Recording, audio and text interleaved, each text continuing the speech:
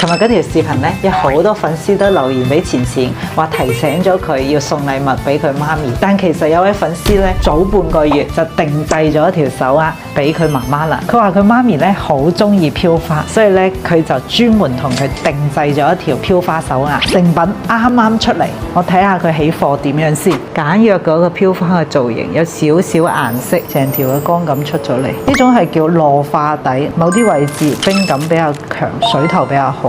但一啲位置咧面重啲，但係佢散得開。呢種中大碼嘅手鐲咧，佢呢個光感係幾好嘅。你話咧佢有熒光感好重，佢冇，因為呢啲畢竟係5位數。呢位咧係一個50歲嘅男粉絲，佢同錢英講老豆養仔，仔養仔。佢而家咧佢媽仲同佢咧照顧佢屋企嘅小學嘅小朋友，從來咧冇任何嘅怨氣。佢媽心心念念嘅一條飄花手鐲，佢希望幫佢實現佢，亦都相信咧佢媽媽戴咗之後咧會越來越順心，亦都期望佢咧可以長命百歲啦，平平安安。借助呢位粉絲嘅禮物，亦都期望天下嘅母親平安喜樂，母親節快樂。同手料嘅飄花亦做咗2條，有緣嘅朋友咧不妨同錢錢交流一下。